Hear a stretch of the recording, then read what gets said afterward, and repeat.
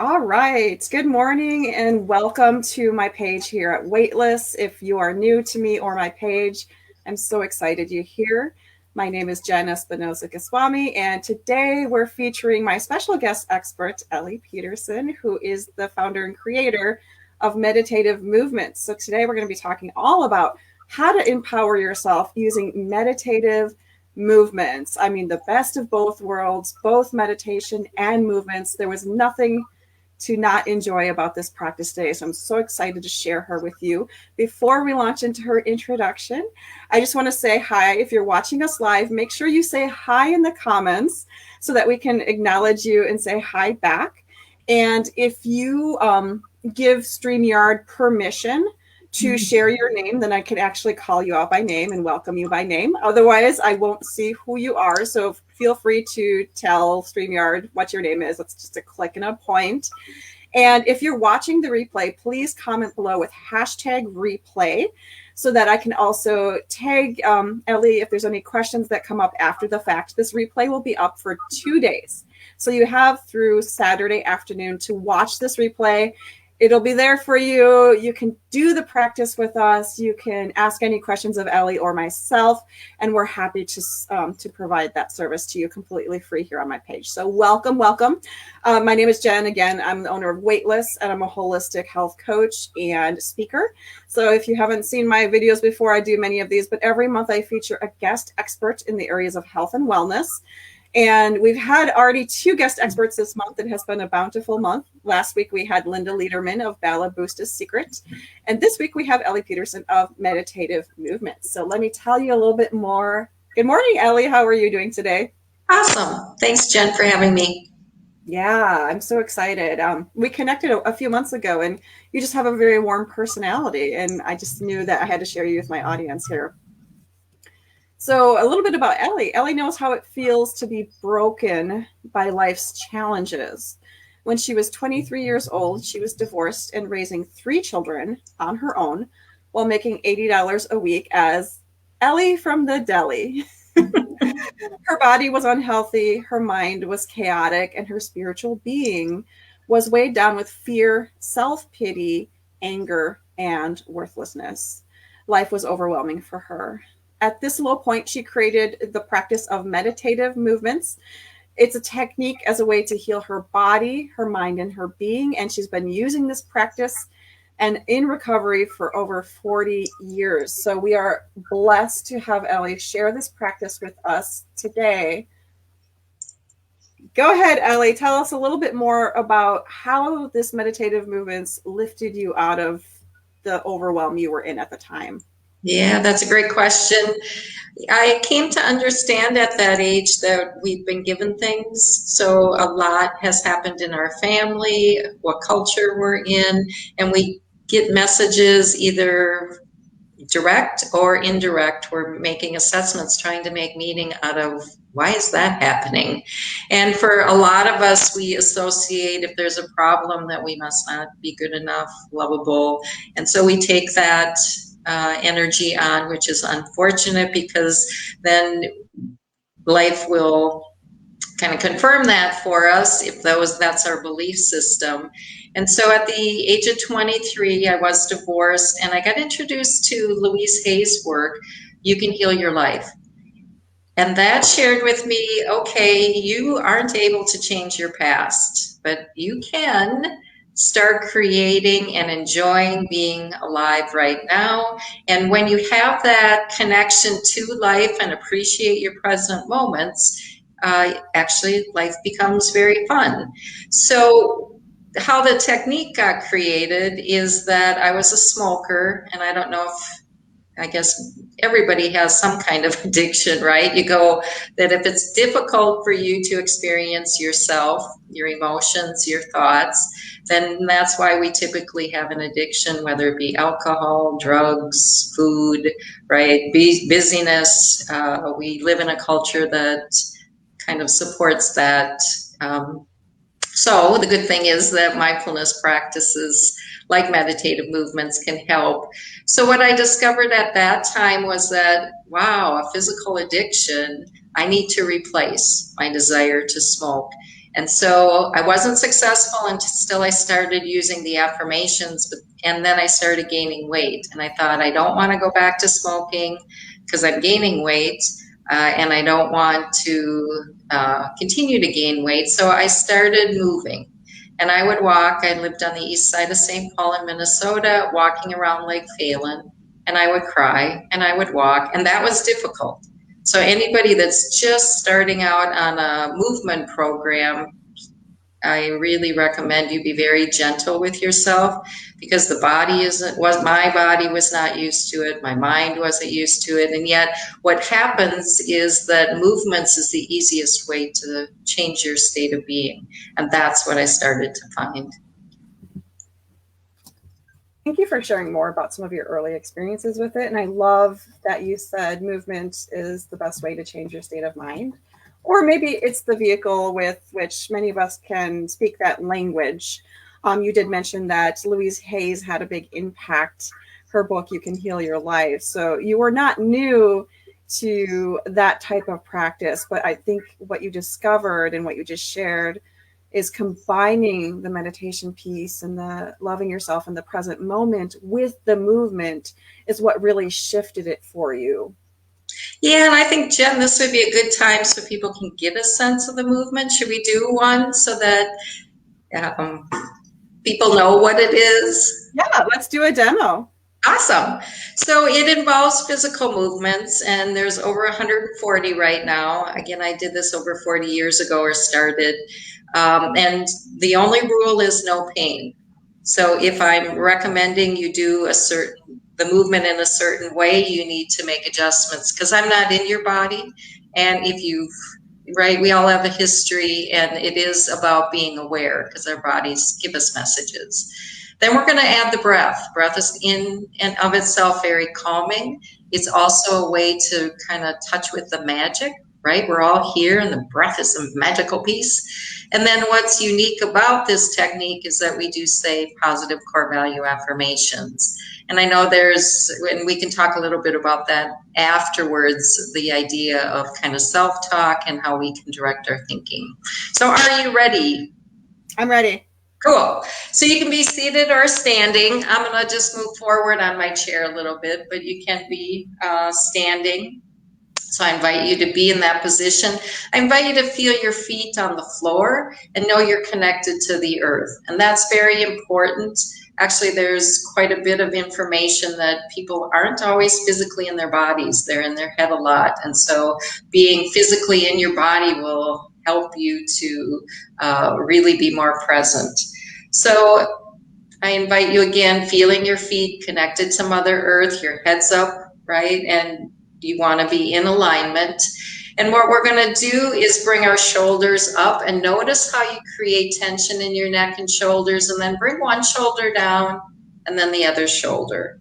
So I know I saw one of your posts, Jen, the text neck or something. Yeah, tech neck. Yeah, when you lean over your phone and your neck is forward and the weight of your head pulls you down. Yeah, so this is a good one to, right, if you find that you're doing that, oh, I can practice this and help myself with the alignment. So let's try it again. Shoulders come up, feel the tension you're creating, bring one shoulder down and then the other shoulder. Let's try it again. Shoulders come up, notice how you can create tension there, one shoulder down and then the other shoulder.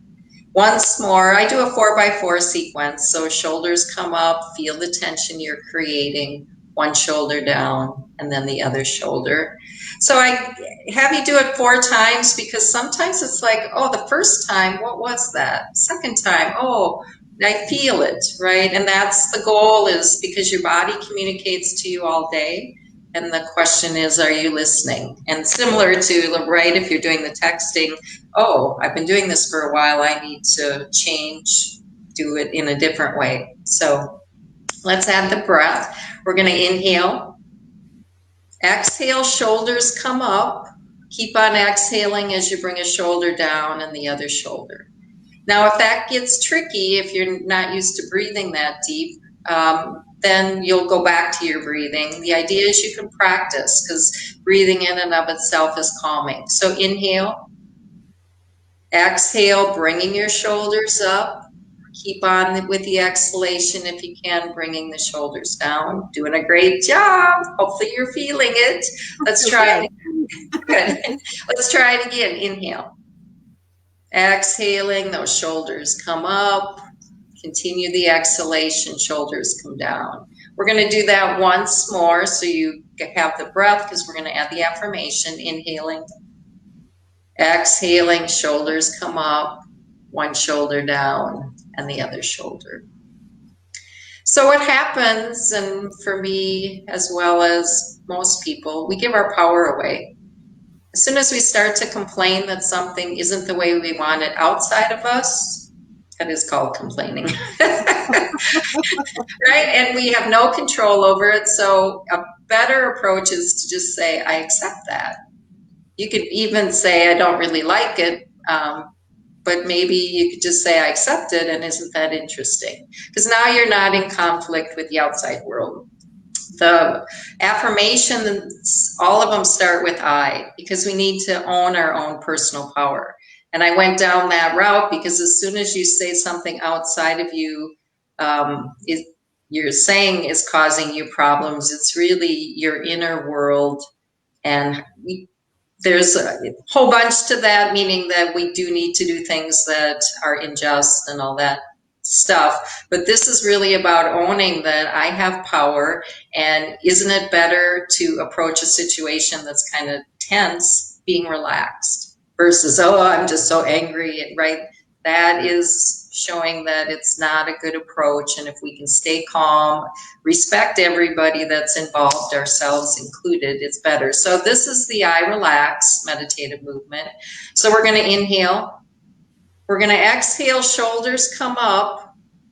And this is where we say I relax. So what we're doing is we're telling our body, this is the relaxed state that I am in. My shoulders are down. Hopefully you're feeling it, the breath. So let's try it again. Inhaling, deep belly breathing, exhaling, coming up. Own your power. I relax. And you can do it a little faster, right? I have some people that don't like believe. They go believe, because that's what.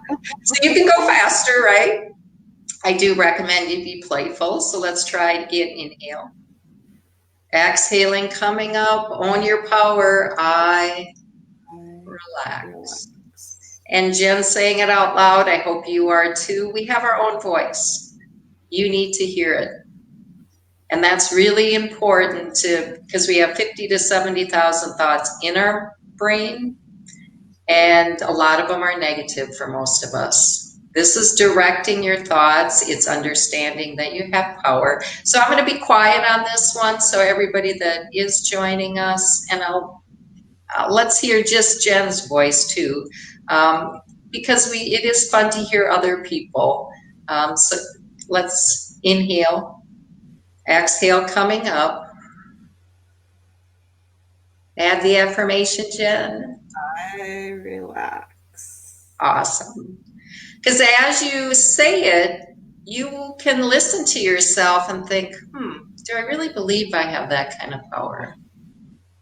So not only will you're directing your thoughts in that way, the real benefit is when you start paying attention. It's like, oh, that's so cool. I do know I can relax and I believe it. So you might just practice it because it feels good, or you go on to something like I trust is one, I believe in. It's like, that's interesting. My body really is heavy when I say I trust. And so that can be an indication that maybe I don't trust as much as I think. Well, I wore a special shirt. I'm going to stand up so you can all see it. It says, words make all the difference. So I can affirm that the ability to say these things, not just in your head, but out loud, has a powerful impact. And This is all about women's empowerment because we just had International Women's Day. And whether you're a woman or not and watching this, verbalizing things that you may or may not feel in the moment can definitely impact how you feel in that moment. So I totally am behind this, Ellie, 100%.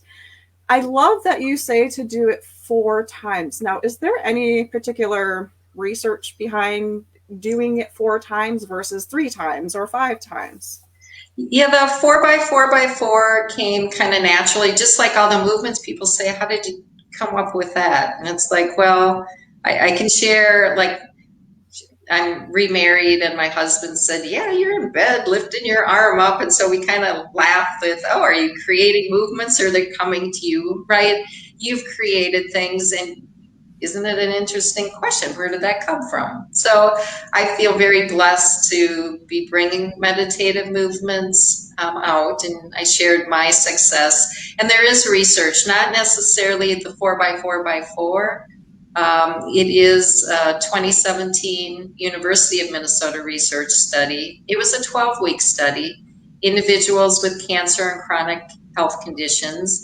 And for people in Minnesota, it was conducted at Pathways. And so I will share that because it's an organization that providers like me, I would come and teach meditative movements for free. And they are able to, all the providers, whether it's Reiki, different kinds of classes, are available to everyone that comes. But they were the people in the research study, a 12-week study, that found that the technique, and they were supposed to practice like about 30 minutes for 5 days a week. And a lot did, and they found that it reduced anxiety, depression, and fatigue, and improved emotional and functional well-being. And then I have things like better sleep, calmer, because once you start knowing that you have the power to be happy, and for a lot of us, it's like, seriously? I've been giving that away. And it's, again, if you look at your family of origin, it probably makes sense. It does make sense to me. We're all doing the very best we can. Doesn't everybody want to be happy? Right? Yes, And but yet, many of us feel that that's elusive, right? That there's nothing we can do personally to impact that. And what I'm hearing from you is that this practice impacts that. And it may even surprise us as we're doing it, because it's like, at the face of it, you're like, oh, okay, I'm just moving my shoulders. I'm just breathing. I'm just saying a few simple words. Like, how could that seriously impact my level of happiness or my anxiety or my depression or chronic fatigue or things like that? But it has been researched and studied, and the proof has been there.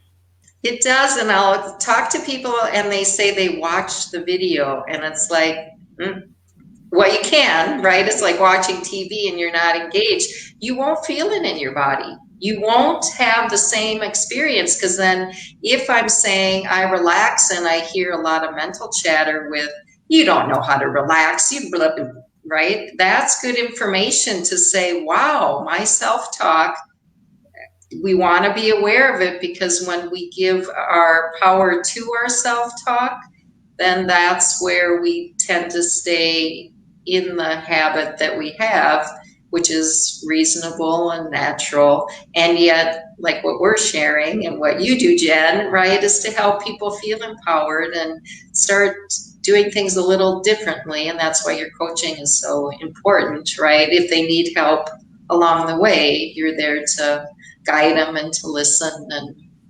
so, yes, this is one tool to help.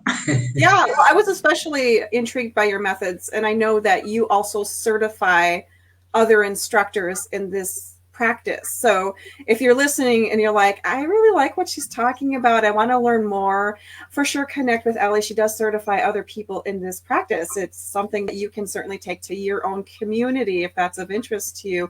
But one of the things that really struck me, Ellie, was I work with a lot of people who experience some significant physical challenges. So they're coaching with me to improve their health. But despite that, they might be on certain dietary restrictions, physical limitations like chronic pain, fatigue, other things like that. And while I do help them with their overall fitness regime, it's with an eye to knowing that there are certain things they cannot do. And I have done your work before, and I have done your movements with your free Saturday class, for example. You did a smile workshop, which was very fun. And I've experienced it, and I know that it's something that's accessible to the type of people I work with and anyone, even if you are very fit currently or identify as fit, you can still do these practices to improve your inner strength as well. I like that. Identify as fit, because there is our ideas of what fit is continue to change as we understand. Are you doing an exercise regime to get away from life, or does it bring you closer into yourself? That yes. So it is important to be present and to see. And that's what I love too, is wherever you're at physically, that's not a reason that you can't do the movements. Because the whole idea is, okay, if that hurt, then what can you do? Can you lift your shoulders a little bit and just go like that? Because to me, that says how beautiful that is, that you would give yourself that, right, gentleness, that it's difficult right now. And my life was very difficult, and it does involve self-love versus berating ourselves for what we can't do. And I think that's the other important thing, that if you do just a little bit, I really recommend you clap and you make a big deal out of it. Why not?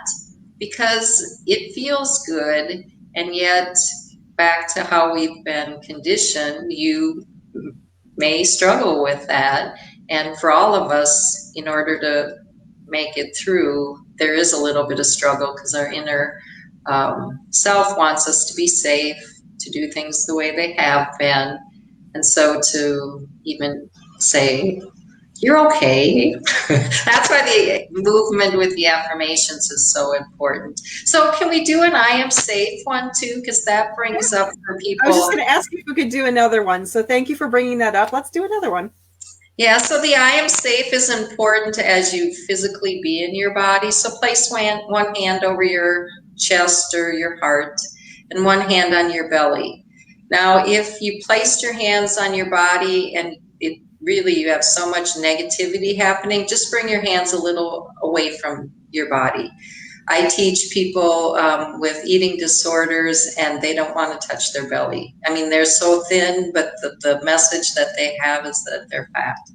And again, it's unfortunate, because I think everybody's exactly how they're supposed to be. The body's working perfectly, and our job is to say thank you, right? So Amen. again, it's information for you to say, it's okay. I can touch myself in this way. And then switch hand position. So whatever hand was on your chest, bring it to the belly. And again, if it's uncomfortable, hands are away. If you've experienced trauma, you might be challenged with that as well. So just to be kind to yourself.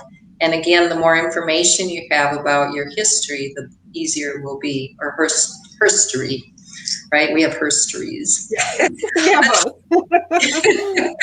Let's switch our hands one more time. So hopefully you're comfortable. I invite you to close your eyes. It signals to the body that you're going within. And we're going to focus on our breath. We're going to inhale, and then you exhale. And you can make sound, be playful. Let's inhale, exhale, and switch your hand position. Now, this is a good one, Jen, for me to have people pay more attention. Am I breathing all the way down into my belly, or am I a chest breather? If you've seen a baby recently, you know they belly breathe. Chest breathing is good when you need to be moving fast, and yet it's not good to be sustained throughout your day. So let's practice and see. Inhaling. Does your belly move? Fill with air. Exhaling, it goes back in. Let's inhale, exhale, and switch the hand position. So we're going to move to the affirmation, I am safe, just for a timing perspective. And we say it 4 times. And I invite you to, again, say it out loud with me, and I'll do it that 2 times. And then I'll let you say it so you can hear yourself. But let's try it. Inhaling, exhaling, I am safe. Safe. I am safe. I am safe. I am safe. And we make meaning out of life. What does it feel like in your body? Can you be safe? Is it safe to be in your body? Is it safe to be with your mind? That's what it means to me, because if we have experiences, it may be hard to be with them. And this is what it means to me. So let's inhale, exhaling, switching the hand position. And again, I really invite you to just see what comes up for you. Hopefully you feel that safety. Let's inhale, exhaling. I am safe. I am safe. I am safe. And I'll let you do the last one on your own. I am safe. Awesome. And with your eyes closed, just notice how your body feels. If there's a lot of energy coming through you, that just means it's probably something that wants to be released. Letting your hands go, moving your hands back to position.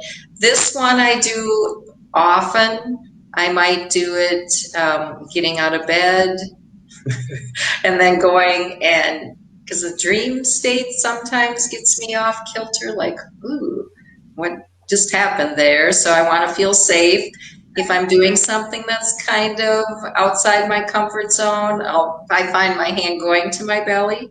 So you do want to practice when you're not in that environment. So you say, oh, this is what it's like to feel safe. So when you do place yourselves in positions that you might be at a more heightened level, you say, no, I can do this. I can feel safe. And even, again, moving the hand to the belly for me is enough to help myself, if that makes sense. Yeah, that's a really interesting one, and I'm glad you brought that one up. I'm just curious, how do you choose the statements that you use with the particular movements? Yeah, each of the 140 have different affirmations. I have a whole group that's considered centering, like I am, I believe, I trust. And then energizing movements, the I am safe is one. I relax is more of a centering. And then I do have a group of movements that are I release. So resistance, anxiety, those are examples. Um, and so they came just like if you are a songwriter, say, how do you come up with the words with that melody? And so, again, I feel fortunate that I get to bring the movements, and so they have come to me. Oh, okay. It's Yeah. part of the creative genius that came through to you. Okay. Yes. Yes. Awesome. Well, I noticed you mentioned that it's a 4x4 for most of these movements, the 140 that you mentioned. But you also mentioned that in the study, people who practice for 30 minutes, per day, 5 days a week. So I know you have a lot of videos on your website, which we can practice these practices completely free. It's a great resource. But what is the average length of time for these videos? I'm just thinking of some moms who are like, I have 3 kids I'm taking care of. I don't have 30 minutes. Yeah, and you don't. This is really meant to be throughout the day. Most of the movements are 2 to 4 minutes, and you can do them with your kids. Actually, I highly recommend that because they need to learn as well. And you can position it. It has to do with how old the kids are, right? Because your boys are how old, Jen? Oh, so 2 girls and they're Oh, 17 girls. and 10. Got it. Close. Two I got right. You got the right, yes. Yes. So just sharing with them too, because the idea is that you become more aware of your state. And when you work with kids, they take so much on that this is a good way to say, I'm feeling like I'm not relaxed. And would you mind doing it with me? And then even if you're seeing that they might not be relaxed, you can position it, well, I'm not relaxed because you're right. And so we are energy beings, and it's good to have ways for people to be able to share. This is one way to relax.